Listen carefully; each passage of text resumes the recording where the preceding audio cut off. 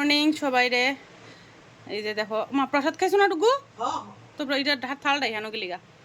এই যে দেখো কতটি ফুল দিছে আজকে ঠাকুরে।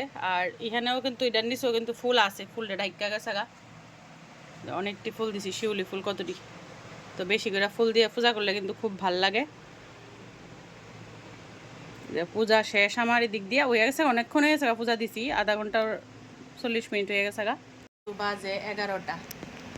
কিন্তু এদিকে ভাতের জল বসাইছি আর এদিকে করে লেতেছি সুজি। কিন্তু দুঃখের বিষয় সুজিটার মধ্যে আমি একটু গন্ডগোল করে লেছি, একটু জল বেশি ফিরে গেছে। আর এই লবণ সুজিটা কিন্তু আমার মা খুব ভালো করে, আমার খুব প্রিয় মার হাতের এই লবণ সুজিটা। কিন্তু অনেকদিন ধরে মার হাতের থেকে খাইতে পারি না এটা। ওই দেখো একটু জলটা একটু বেশি ফিরে আসে তার লিগা এটা একটু মানে এই সুজিটা তো একটু ঝরা ঝরাও অন লাগে, নাহলে ভাল লাগে না।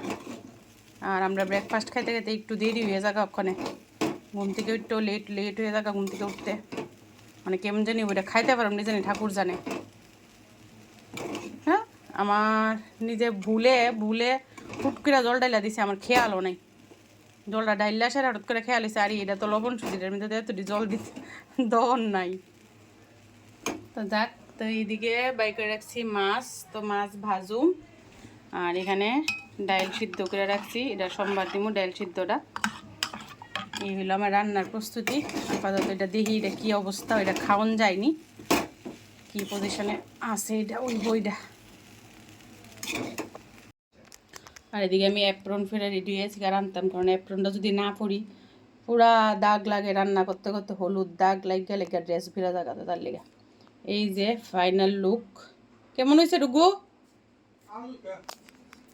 আসলে ভালো হয়েছে। আমার তো ডর লাগে আসলো জল ডাইলে সেরা আমি সাজছে, আজকে খাওয়ান যেত না সুজি।